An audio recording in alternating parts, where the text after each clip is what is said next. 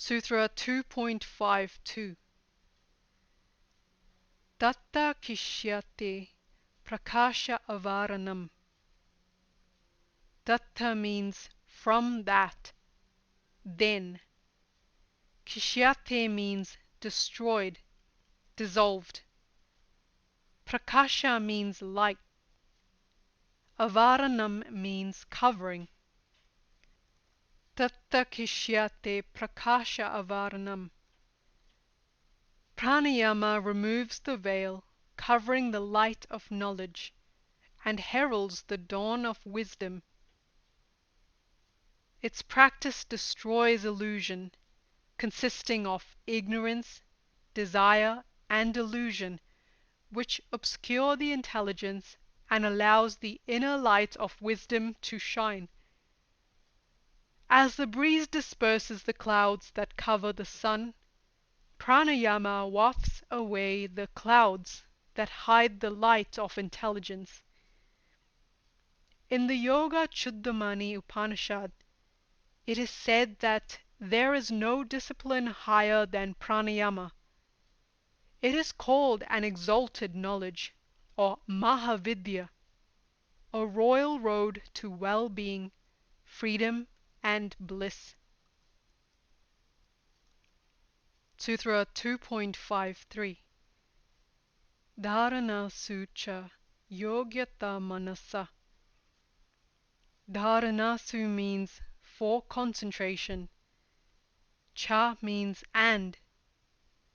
Yogyata means fitness, suitability, propriety, ability, capability, appropriateness. Manasa means of the mind. Dharanasu cha yogyata manasa. The mind also becomes fit for concentration. Pranayama is not only an instrument to steady the mind, but also the gateway to concentration, dharana.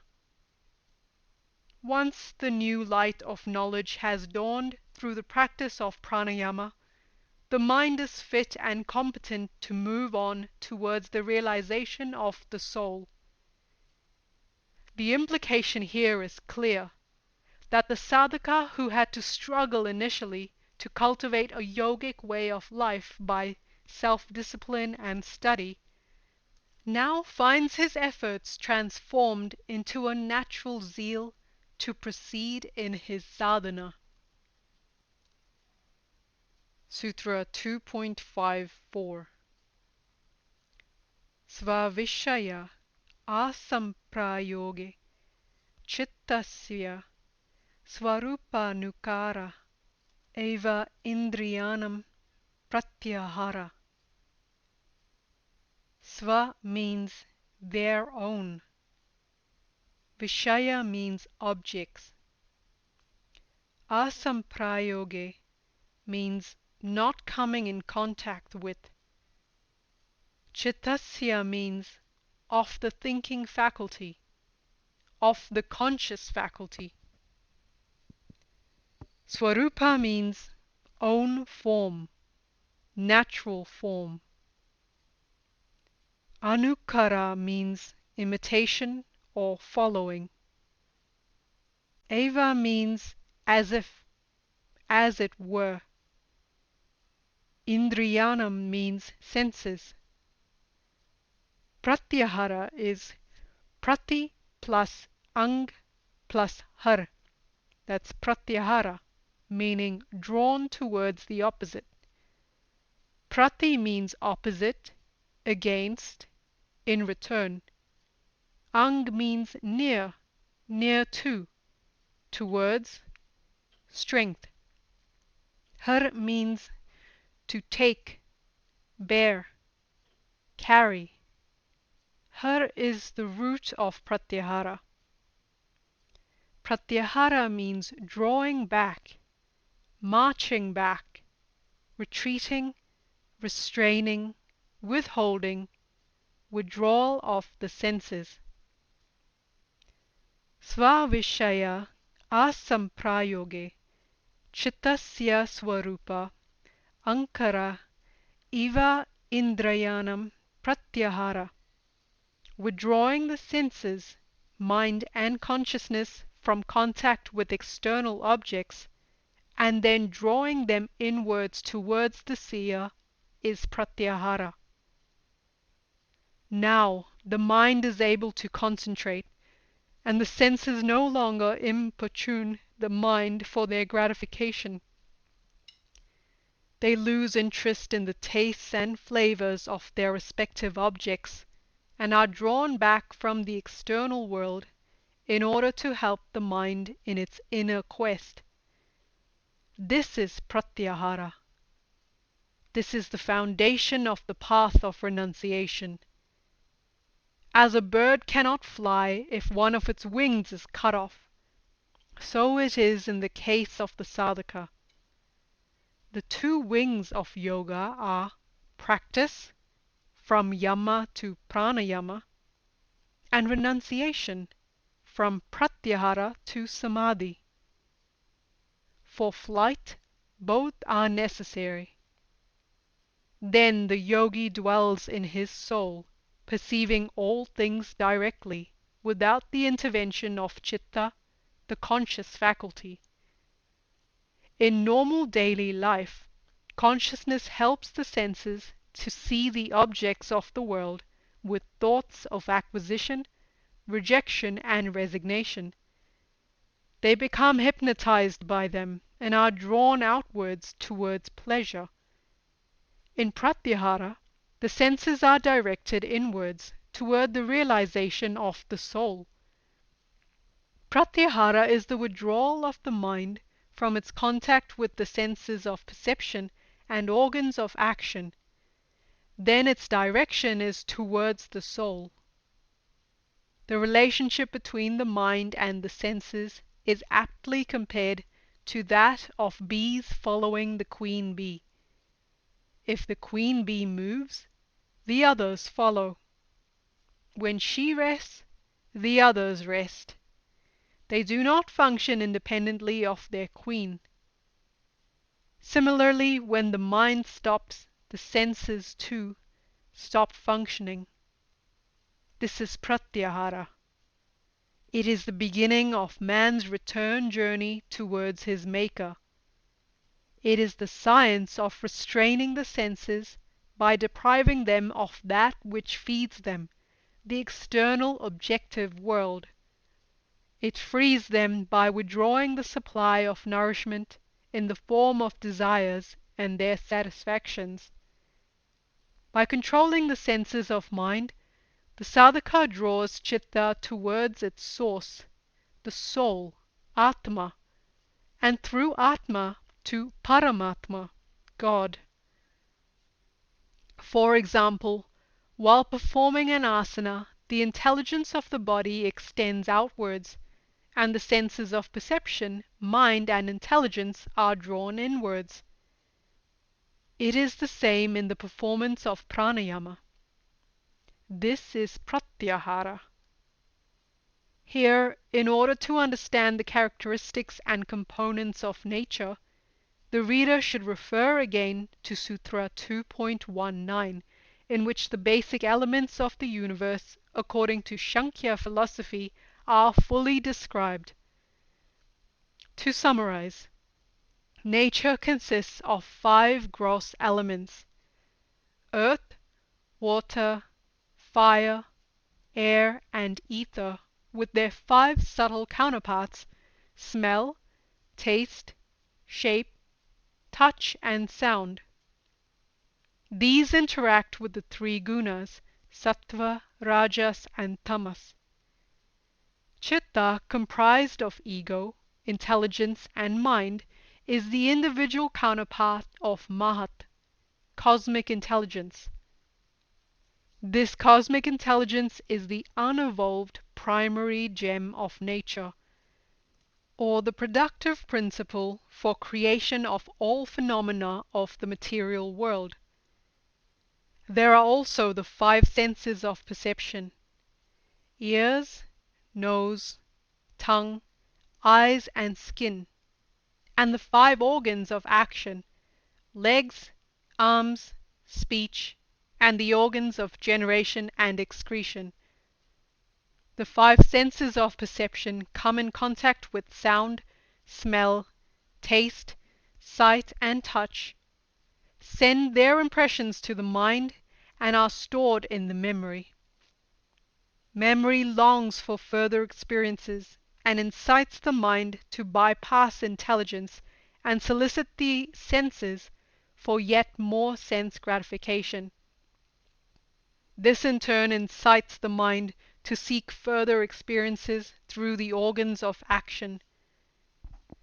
Throughout this process, intelligence measures advantages and disadvantages in order to counterbalance memory, mind, and senses, which, recalling the taste of past pleasures, are avid for more.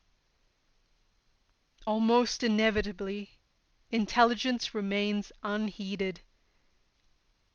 Through overstimulation and misuse, the organs of action lose their potency and are no longer capable of exciting the organs of perception or the mind. Owing to the force of past impressions, one continues to hanker after renewed sensation, but one can never be satisfied. This breeds unhappiness and frustration. Here lies the true role of pratyahara, the fifth aspect of yoga. It is the friend who releases you from the snares of the external world and leads you towards happiness in the delight of the soul. The practice of pratyahara modifies the mechanism described above in the following manner. The mind, which until now had bypassed intelligence, now approaches it for guidance. Intelligence employs its discriminative faculty to weigh right and wrong, the appropriate and inappropriate, and supports the mind in its struggle to free itself from the vociferous claims of memory and imprints. This act of going against the current of memory and mind is pratyahara. Pratyahara is called an external quest, or bahiranga sadhana, because the senses are disciplined by intelligence so that they may begin a journey in reverse and return to their points of origin. This process of weighing one's instincts, thoughts, and action is the practice of detachment or renunciation, vairagya. Energy is conserved and used only when necessary. The continual longing to repeat old sensations is gradually curbed. Memory collects new and fresh impressions and is subdued. It becomes subservient to intelligence and consciousness. It is consciousness which grasps intelligence and brings it to rest at the source of conscience. Then the impulses of nature and intuitive insight flows freely.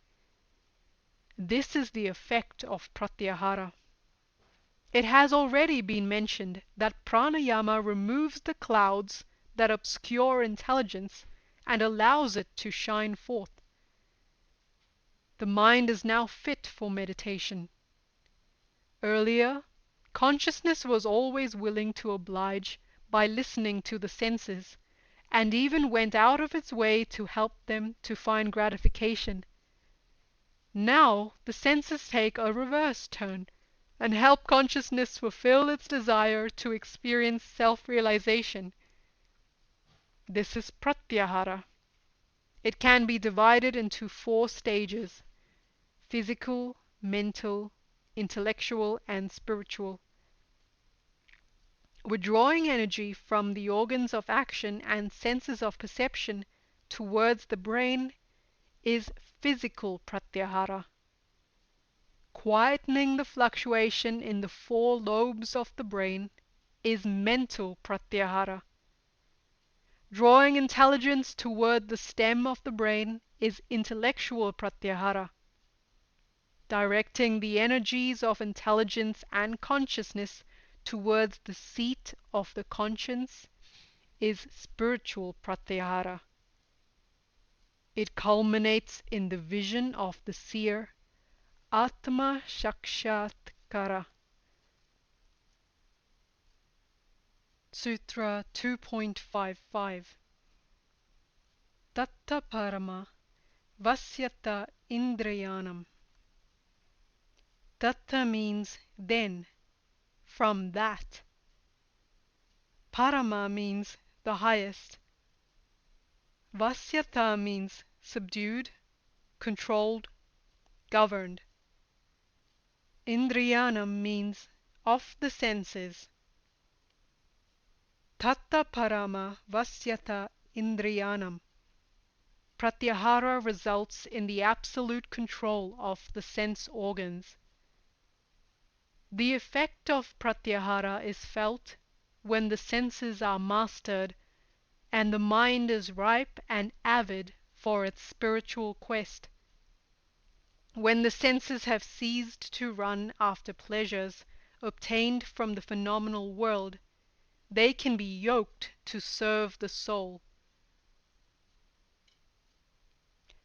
Sadhanapada instructs the sadhaka how to survey his own weaknesses in each domain: moral, physical, physiological, and intellectual, and how to eliminate them, since they are not conducive to yogic discipline and spiritual emancipation.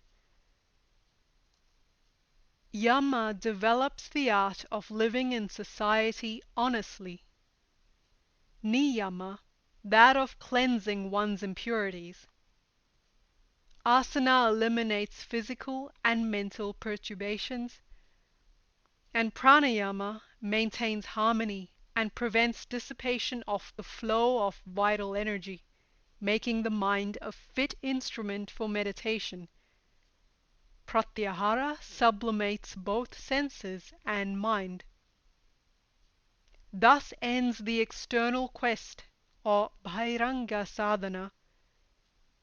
Now the sadhaka crosses the threshold of the internal quest, that's antaranga sadhana of yoga. Here ends the exposition on sadhana, the second pada of Patanjali's Yoga Sutras.